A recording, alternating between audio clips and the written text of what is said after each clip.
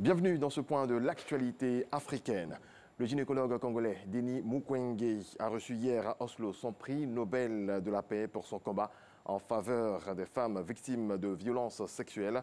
Un jour de fête chez les voisins de son hôpital de Panzi à Bukavu, dans l'est de la République démocratique du Congo. Je vous invite à suivre quelques réactions. Ni la personne n'ira pas au champ. Nous, population de Panzi, personne n'ira pas au champ. Nous tous, nous serons au rendez-vous pour accueillir le prix Nobel de notre fils, Dr Denis Mukwege. Des représentants de plus de 150 pays se réunissent à Marrakech au Maroc pour approuver le pacte mondial sur les migrations piloté par l'ONU, un texte qui polarise les critiques des nationalistes et des anti-migrations. Pour l'ONU, c'est un moment déterminant pour coopérer sur les questions globales. Des meetings, des affiches, des promesses en apparence. La campagne se déroule presque normalement dans l'immense République démocratique du Congo, à 2 semaines d'élections inédites et 2 fois reportées. Mais les ferments de la crise post-électorale n'ont pas disparu. La commission électorale met en garde les responsables politiques qui attisent la violence. Et même le prix Nobel de la paix congolais, Denis Mukwege, redoute déjà les troubles après le scrutin. Malgré la recrudescence des violences en Centrafrique, un petit groupe de bénévoles parcourt les routes du pays pour projeter des films dans les régions les plus reculées, à Bayanga, zone pygmée au sud-ouest de la Centrafrique, où peu de gens ont déjà vu un écran.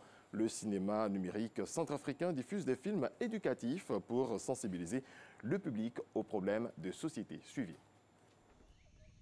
Cette vieille voiture sillonne les routes caouteuses de la République centrafricaine depuis plusieurs mois. À son bord, 3 hommes et 2 femmes. À son arrivée, c'est toujours la même effervescence. Le cinéma numérique ambulant centrafricain parcourt tout le pays, grandes villes et petits villages, pour diffuser des films à la nuit tombée, auprès d'un public qui bien souvent n'a jamais vu un écran.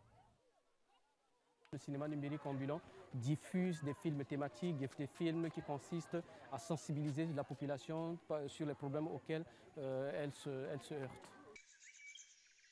Les thèmes abordés sont nombreux, vaccination, mariage forcé ou encore scolarisation des filles. Pour de nombreux Centrafricains vivant dans les régions reculées, le cinéma permet d'appréhender des problèmes de société systématiquement débattus après la projection. Le film que j'ai vu hier sur l'écran géant était très intéressant. Ce que j'ai retenu, c'est l'importance qu'il faut accorder à la scolarité des filles, plutôt que de les faire travailler. Financé par l'UNICEF, l'Alliance française de Bangui et les fonds propres des autres cinémas ambulants d'Afrique, le projet peine à survivre. Les animateurs et techniciens, tous bénévoles, doivent composer avec du matériel vétuste.